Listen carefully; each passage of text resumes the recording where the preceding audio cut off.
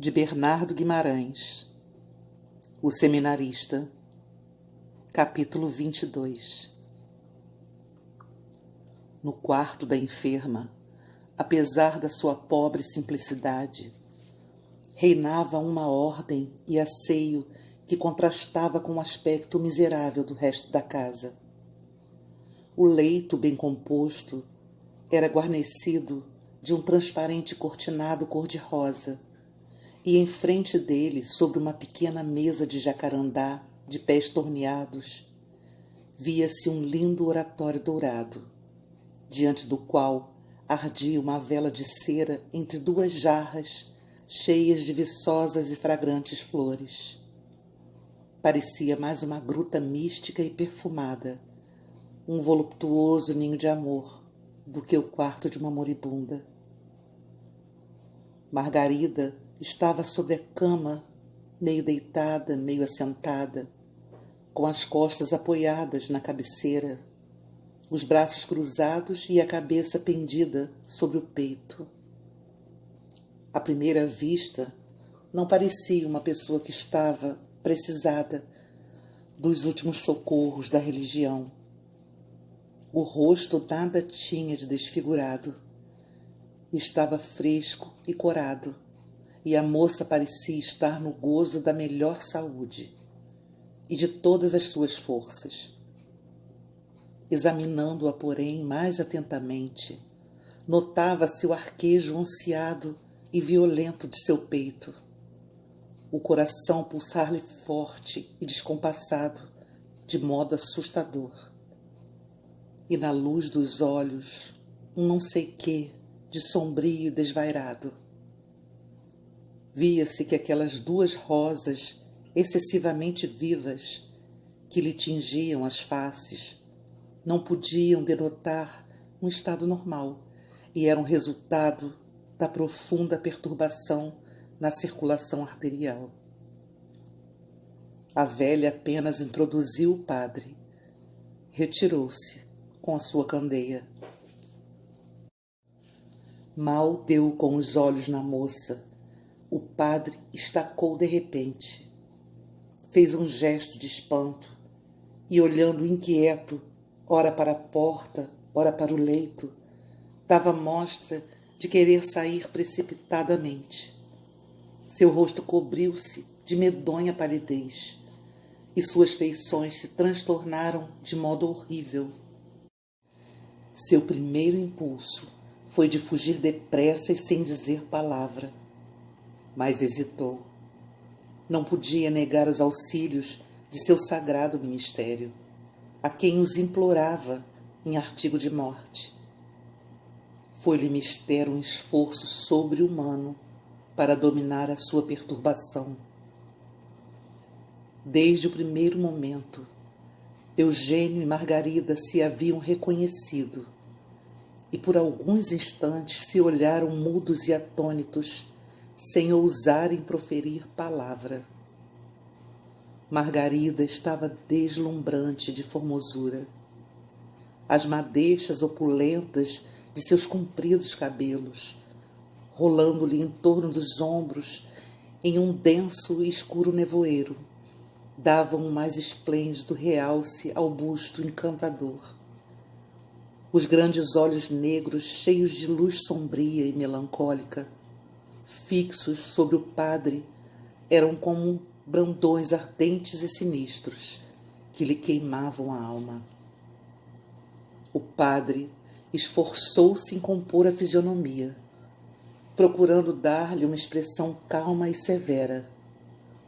Assentou-se gravemente à beira do leito e, cruzando as mãos sobre o peito: "Não é a senhora Margarida que estou vendo. E com quem estou falando?" perguntou com voz surda. "Bendito seja Deus!" exclamou a moça com vivacidade e levantando as mãos ao céu. "Há quanto tempo não ouço esta voz? É ela mesmo. É Margarida, senhor padre." "E quer se confessar?" Sim, Que boa sina o trouxe aqui, graças a Deus. Morro consolada. Eugênio. Falando assim, Margarida, delirante de prazer, estendia os braços para o padre. Senhora, retorquiu o padre, levantando-se em sobressalto e dando à voz uma inflexão severa. Lembre-se que sou um padre, que venho confessá-la. Mas que é isto? Continuou olhando atentamente para Margarida. Vejo-a tão sadia e corada. Por Deus, não se acha em estado de pedir confissão. É um laço diabólico que me estão armando. A senhora não precisa do meu ministério. Eu me retiro. Adeus, senhora. Senhor padre, eu não sabia que o senhor estava na terra. Foram chamar o vigário. Veio o senhor. Foi Deus que o mandou. Por piedade, não se vá. Não me deixe morrer sem confissão. Eu me acho muito mal. Muito mal. Não parece. Que está sofrendo, então? Sofro muito, muito. Parece que a cada momento se me rebenta o coração. Mas agora, como o Senhor veio, sinto-me feliz. Já não morro tão sozinha, tão desamparada. Desamparada. Pois onde está seu marido? Meu marido, exclamou a moça atônita.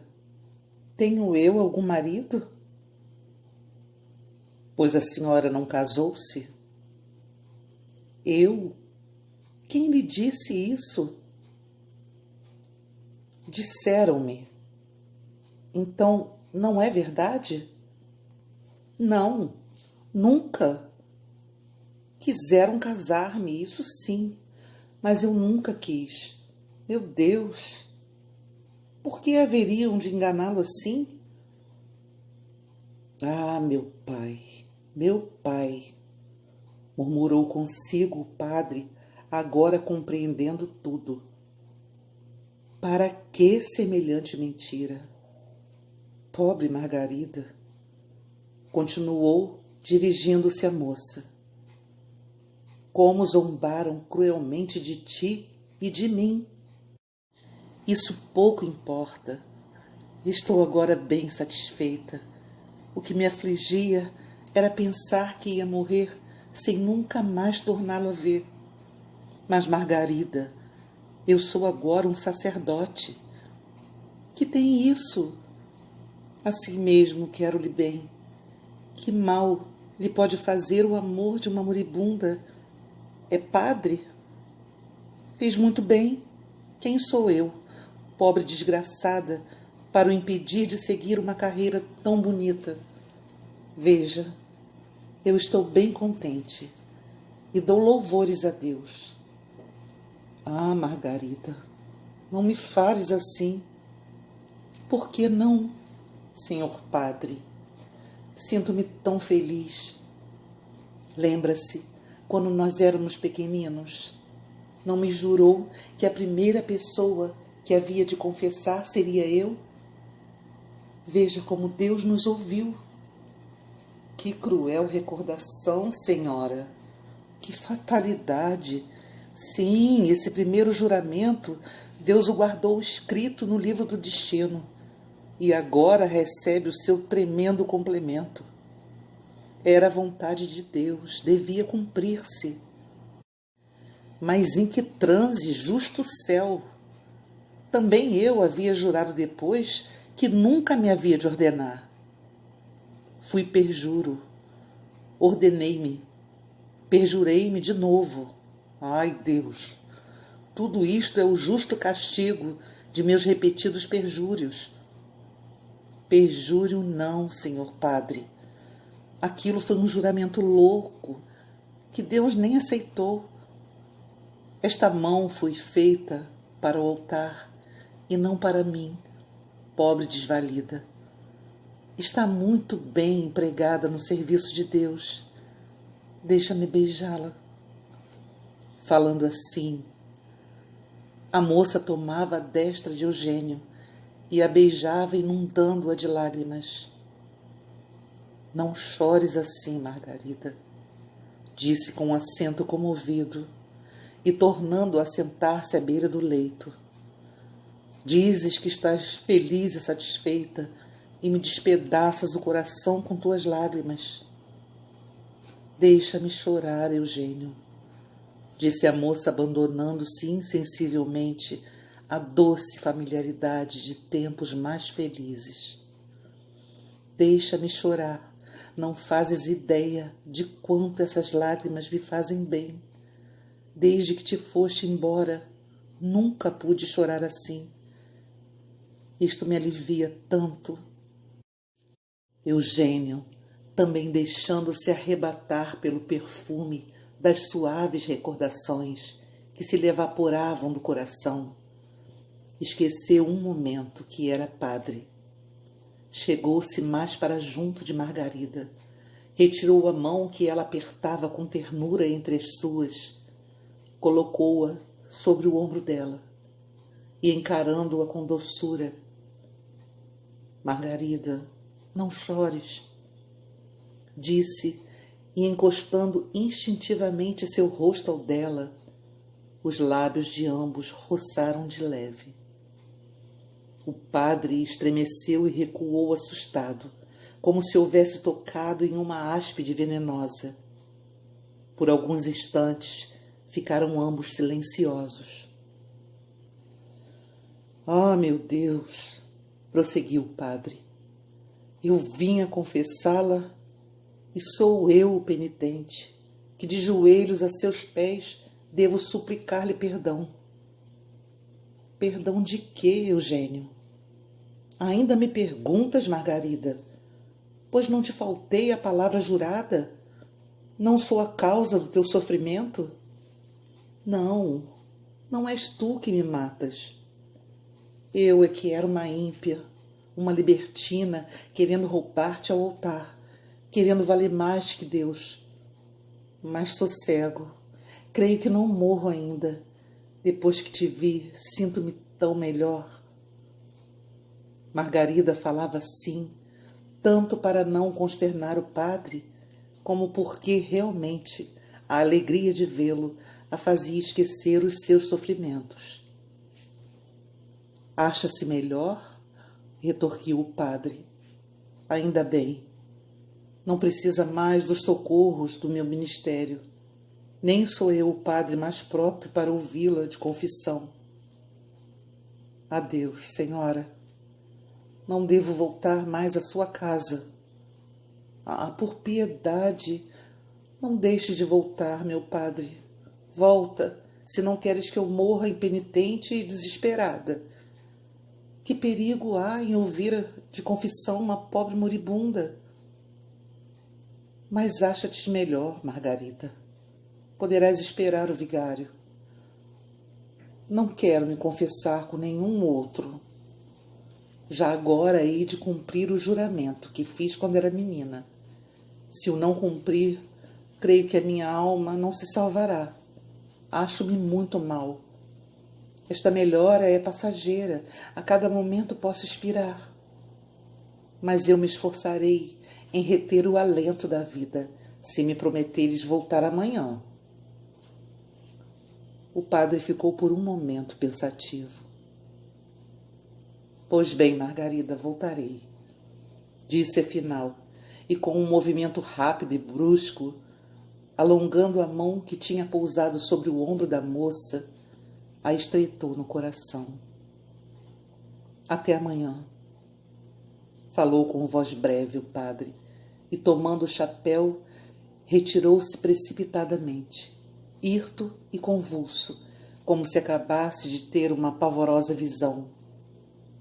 Até amanhã, suspirou Margarida, como um eco mavioso que a voz de Eugênia acabava de acordar no seio de uma gruta misteriosa. Capítulo 23. O padre Eugênio Entrou em casa com o cérebro a arder e com o coração açoitado das mais violentas agitações. De coração mole e extremamente impressionável, não tinha força para lutar contra a tempestade medonha que dentro dele se suscitava. Como piloto fraco e inexperiente, que se perturba e desorienta em presença do perigo, arrependia-se 1000 vezes de ter tomado timão tão superior às suas forças, de uma nau pujante destinada a afrontar mares tão tormentosos.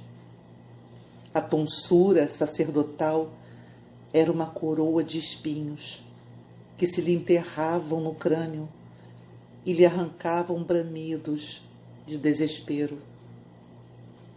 Exasperava-se contra a mentira que seu pai, decerto de conivência com os padres de Congonhas, se havia prevalecido para determiná-lo a tomar ordens.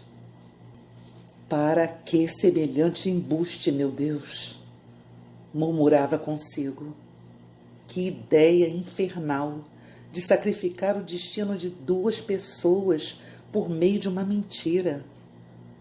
Se não fosse tal mentira, se me contasse, como era verdade, que Margarida, fiel ao seu amor, se finava de saudades por mim, de certo eu nunca teria tomado esta veste sagrada, que hoje me queima as carnes com uma túnica de Nesso. A impressão de um sonho, de um sermão, se teria esvaecido como fumaça, como tantas outras que não puderam desarraigar do meu coração uma paixão que com ele nasceu e que com ele, desgraçado de mim, sim, 1000 vezes desgraçado, que com ele terá de morrer. Margarida, pobre Margarida, tens tanto de boa, pura e leal, como de formosa, e tanto de formosa como de infeliz. Nem nos mais exaltados sonhos de fantasia eu fazia ideia justa do tesouro que eu, louco, troquei por uma coroa de martírio que não tenho força para suportar. Eugênio estorcia-se em febril agitação e quase delirava. A paixão, que julgava já não ser mais que uma triste recordação, uma dolorosa desilusão do passado, não se tinha extinguido debaixo das vestes sagradas. Era essa paixão como o arbusto que a geada despojou das folhas e mirrou-lhe os galhos, e parece estar morto para sempre, entanto que o tronco e a raiz, cheios de seiva e vitalidade, estão prontos a germinar com novo viço e galhardia ao primeiro bafejo da primavera. Ou antes, era como a fogueira, cujas chamas uma chuva glacial havia apagado, ficando intactos todos os materiais, que já secos e quase calcinados, esperam apenas o contato de uma centelha para de novo se inflamarem com fúria irresistível. A vista de Margarida, resplandecente de beleza e dos mais voluptuosos encantos do corpo, a certeza de sua fidelidade, aquele ligeiro roçar de lábios, filtro fatal, que lhe coou nas veias o delicioso veneno da voluptuosidade. Foram centelhas vivas que em um momento puseram em horrível conflagração a paixão ardente, há tanto adormecida. Uma nova tormenta, mais pavorosa que as precedentes, ameaçava fazer sossobrar a virtude do jovem cenobita, levando de rojo o frágil dique a tanto custo erguido pelo ascetismo na solidão do claustro. Não era já um reflexo da pura feição da infância, desse sereno amanhecer do amor envolto nos véus cândidos da inocência. Não era também a paixão juvenil, com suas recordações saudosas, com seus sonhos dourados e ardentes aspirações de felicidade. Era tudo isso, e mais alguma coisa ainda. Eram os instintos sensuais, longo tempo sopitados, que em uma organização vivaz e vigorosa despertavam com império irresistível. Era uma sede voraz de gozos e volúpias. Era uma febre, um delírio. O demônio da luxúria acendera nas chamas do inferno seu facho furibundo e com ele se aprazia em requeimar o sangue do mísero sacerdote. Entrando em casa, Eugênio não quis ver pessoa alguma, a fim de esconder a perturbação que o agitava, e como a noite já ia avançada, recolheu-se sozinho ao seu aposento. A noite passou-se entregue às mais horríveis tribulações. Ora, rezando com fervor, pedia aos céus forças para afrontar o ambiente da terrível tentação que o assaltava. Ora, desalentado, entregando-se ao delírio da paixão, chorava, rugia, blasfemava. No dia seguinte, perguntando-lhe seu pai quem era e como ia a pessoa a quem tinha ido confessar, respondeu laconicamente: é uma rapariga que não conheço. Não está em perigo. A moléstia dela parece mais cisma que outra coisa.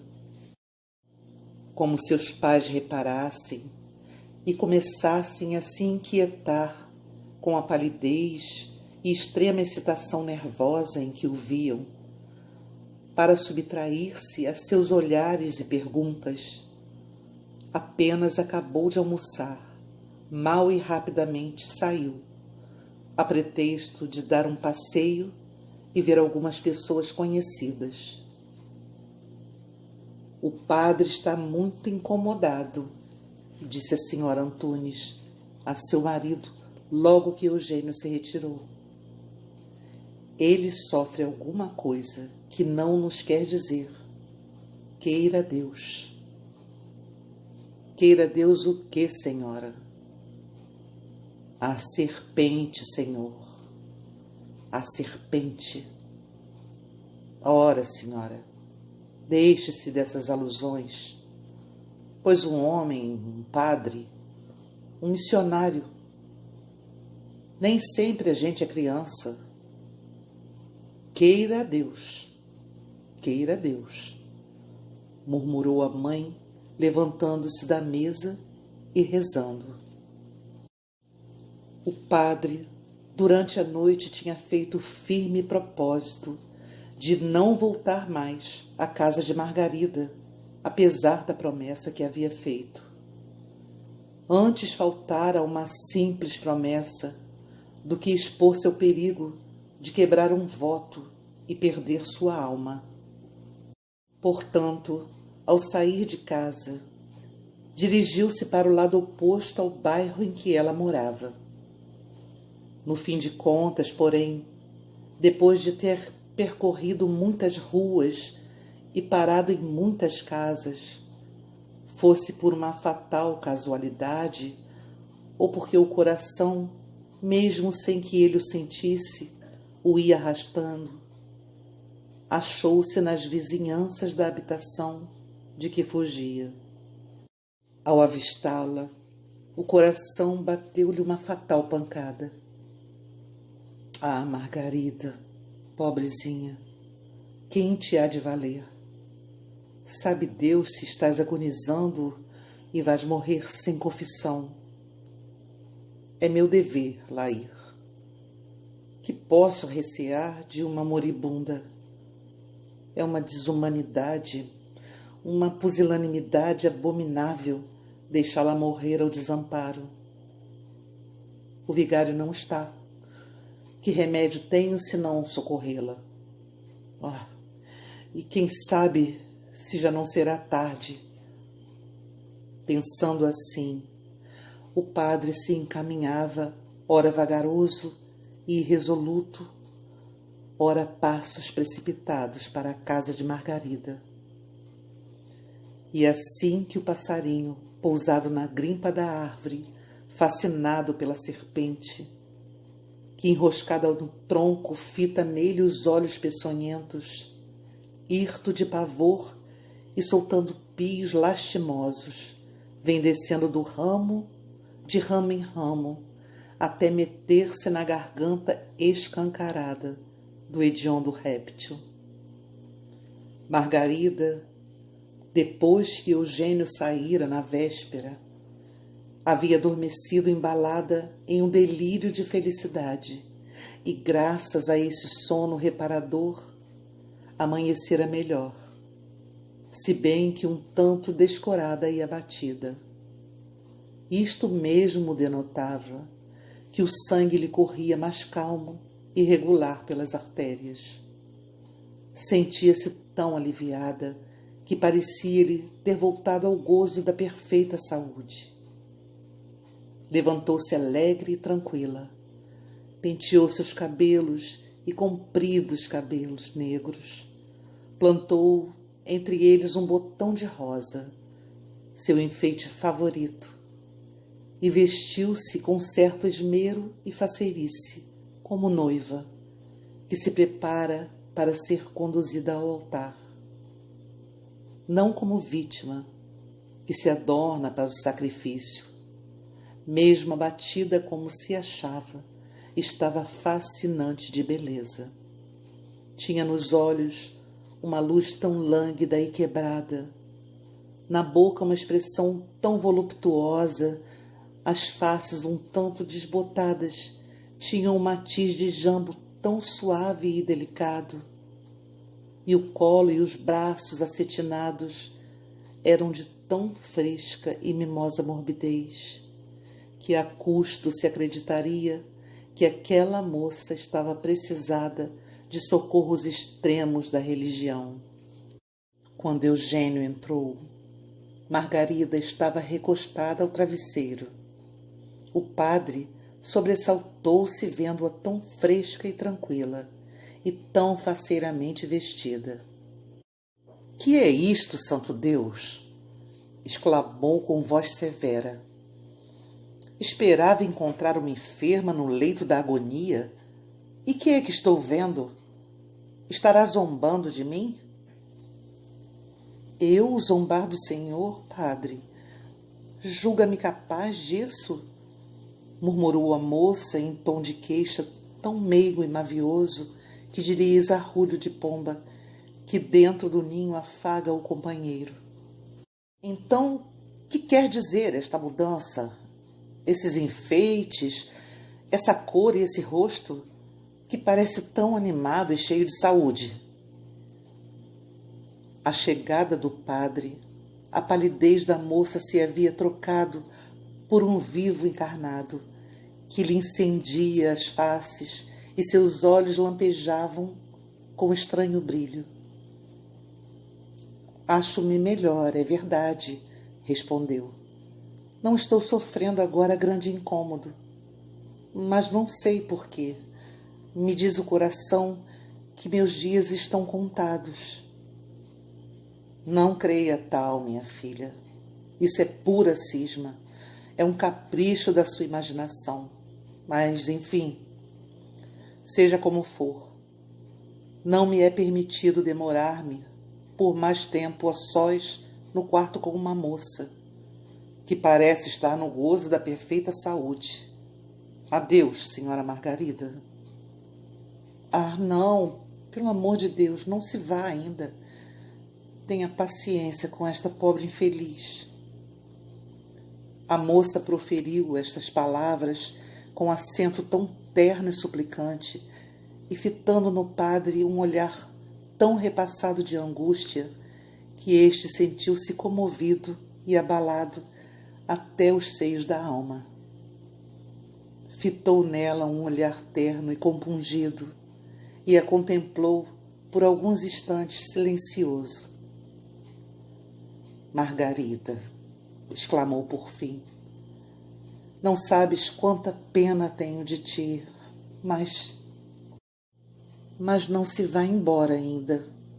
Tenha piedade de mim. Eu não estou tão boa como pareço. Dizem que a morte, quando está a chegar, faz a gente melhorar, de repente, e depois mata. É a última visita da saúde, que se despede para sempre. Há de ser isso. Não me deixe morrer desamparada. A morte há de me ser tão doce se eu morrer junto de ti, Eugênio. Margarida, murmurou o padre, suspirando e sentando-se junto dela. Eugênio, como eu sou feliz em poder recordar contigo, antes de morrer, aqueles bons tempos de nossa meninice. Margarida, para que recordar agora uma felicidade que não pode mais voltar? Pode. Porventura não estamos juntos. Eu era tua irmãzinha naquele tempo. Agora tu és padre, e eu ainda sou tua irmã, e quero morrer nos teus braços. Cala-te, Margarida. Ai de mim. É agora que avalio a felicidade que perdi. Oh, perdão, perdão, meu Deus, eu blasfemo. Interrompeu-se o padre, batendo com a mão nas faces. Não perdeu nada, replicou Margarida com meiguice. Ganhou muito. Estas mãos foram feitas para o altar. Como são alvas e bem feitas. Falando assim, a moça tomava entre as suas mãos as mãos de Eugênio e as beijava não como um respeito devido a um padre, mas com toda a ternura e ardor febril da paixão. Ao contato daqueles lábios mórbidos e frementes, Eugênio sentiu uma estranha vibração agitar-lhe todo o corpo, e o filtro delicioso da volúpia coar-lhe até o âmago do coração. Assustado, levantou-se bruscamente e ia sair de carreira pela porta fora. Margarida o deteve pelo braço. Por quem é, não vá embora, disse-lhe com súplica e ternura. O padre não insistiu. Cedendo a uma fatal fascinação, tornou a sentar-se junto de Margarida. O corpo lhe tremia todo. A fronte gotejava suor em bagas, e os olhos lhe desmaiavam frouxos em langor voluptuoso. Margarida, aqui estou, murmurou com desalento. Mas, anjo meu, tem piedade de mim. Lembra-te que sou padre. Que importa? Eu sou tua irmã. Quero abraçar meu irmão antes de morrer.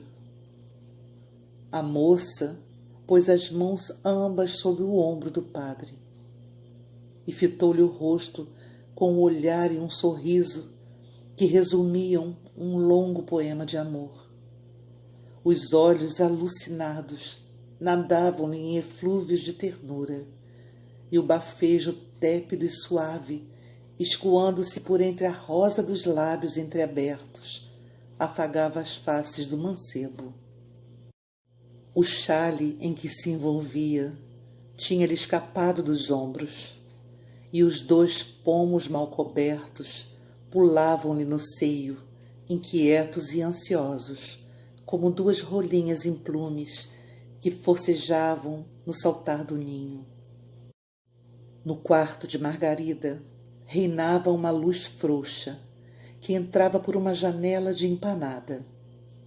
O ar estava impregnado do aroma inebriante das flores que ornavam a mesa. A velha tinha saído e naquela casa só se achavam os dois. Margarida encostou a cabeça ao ombro de Eugênio e este envolveu-a em um abraço. Um momento de suprema felicidade. Depois, o inferno. Que importa? Capítulo 24.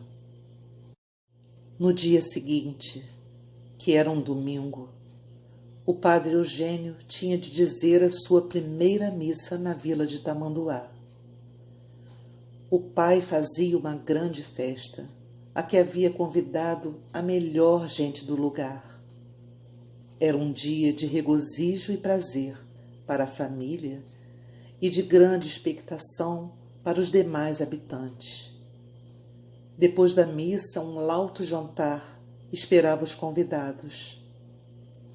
Muitos parentes e amigos da família de Antunes, que tinham batizados e casamentos a fazer, estavam esperando pela vinda do padre Eugênio, querendo ter o gosto de ver esses sacramentos ministrados por suas mãos.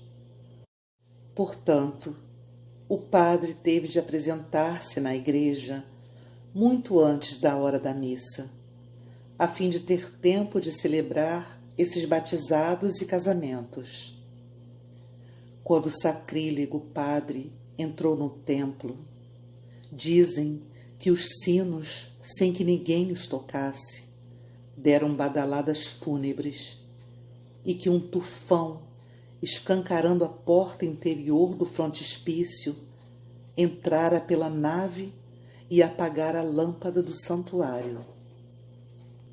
O padre estava de palidez cadavérica e seus olhos desvairados despediam de quando em quando lampejos torvos e sombrios. Sinistros pensamentos lhe ondeavam desencontrados pela mente agitada, como nuvens que se despedaçam por um céu tempestuoso ao sopro rijo das refegas. Precipitado do alto do seu puro e austero ascetismo no abismo da fraqueza, o espírito do padre tombou em outro abismo mais fundo e talvez mais degradante, atassalhado de remorsos, de vergonha e desesperação, julgando-se perdido sem remédio e para sempre, entregou-se de corpo e alma à torrente da fatalidade que o arrastava. Já que assim o quiseram os homens, murmurava consigo, já que assim o ordena a sanha irresistível do destino, assim seja. Serei um padre sacrílego, um padre infame, como tantos outros, que todos os dias profanam com mãos impuras os vasos do altar e a hóstia sacrossanta. Era essa a sina fatal que desde o berço estava fadada. Margarida não morre. O que a atormenta não é mais do que uma deplorável apreensão. O céu não quis que eu fosse seu esposo. O inferno me fez seu... Que horror, meu Deus! Que abominável sacrilégio! Mas, já agora que hei de eu fazer? Caí até o fundo do abismo, donde nunca mais poderei levantar-me. Ah, celibato! Terrível celibato! Ninguém espere afrontar impunemente as leis da natureza. Tarde ou cedo, elas têm seu cumprimento indeclinável e vingam-se cruelmente dos que pretendem subtrair-se ao seu império fatal. Apenas o padre tinha acabado de fazer uma breve oração no altar do consistório, quando a ele se dirigiu uma pobre velha, e lhe pediu pelo amor de Deus para fazer a encomendação de um cadáver que ia dar à sepultura e que se achava no corpo da igreja. O padre ficou transido de dor. Afeito a esse triste espetáculo, Eugênio não era medroso, mas desta vez, sem saber porquê, sentia um pavor irresistível. Um suor gelado inundava-lhe a testa, e as artérias lhe tilitavam nas fontes com dolorosa vibração. Mas não podia deixar de cumprir esse piedoso dever para com o morto. Vestiu a sobrepeliz, tomou o ritual e, acompanhado do sacristão, que levava na mão o hisope, dirigiu-se para o corpo da igreja. Num pobre caixão sem tampo, pobremente amortalhado, inteiriçava-se um corpo de mulher. 2 tocheiros ardiam de um lado e de outro da cabeceira do caixão.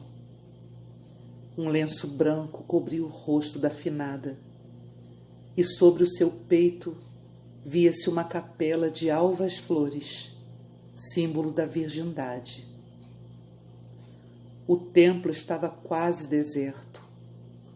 Apenas aqui e ali algumas velhas ajoelhadas murmuravam em voz baixa suas orações.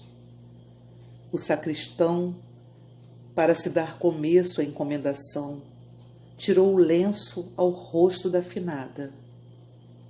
O padre soltou um grito rouco e sufocado, cambaleou e teria baqueado em terra se não deparasse o braço que o sacristão lhe apresentava para escorar-se. A finada era Margarida. Que tem o senhor, padre? Está incomodado? Perguntou-lhe o sacristão. Não há de ser nada. Passei mal à noite. Não estou ainda acostumado a estas coisas. Ia tendo uma vertigem.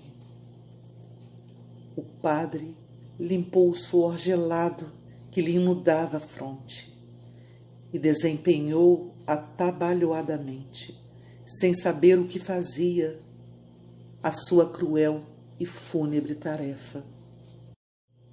Chegando ao consistório, depois de ter dito ao sacristão que os batizados e casamentos se faziam depois da missa, debruçou-se sobre a credência e, escondendo o rosto entre as mãos, ali ficou imóvel por largo tempo, orando, chorando, delirando. A turba das pessoas que, em companhia de seu pai, com um rosto prazenteiro e conversando alegremente, iam invadindo a sacristia, o despertou daquele angustioso letargo. A fim de evitar conversas e olhares curiosos, tratou imediatamente de vestir-se. Todavia, um amigo que, estando ao pé dele, havia notado sua extrema palidez e o transtorno das feições. O senhor, padre, parece estar incomodado. Se sofre alguma coisa, melhor será não dizer missa hoje, disse-lhe. O padre olhou para ele espantado e, sem dizer palavra, continuou a paramentar-se. A missa do Padre Novo, que gozava de uma grande nomeada de sabedoria e santidade, tinha atraído à igreja um numeroso e brilhante concurso. O pai e a mãe de Eugênio estavam no auge do contentamento. Chegando à escada que sobe para o altar-mor, o padre parou. E quando já todos de joelhos esperavam que rezasse o introito, viram-no com assombro arrancar do corpo, um por um, todos os paramentos sacerdotais, arrojá-los com fúria aos pés do altar, e com os olhos desvairados, os cabelos hirtos, os passos cambaleantes, atravessar a multidão pasmada e sair correndo pela porta principal. Estava louco, louco furioso. Fim.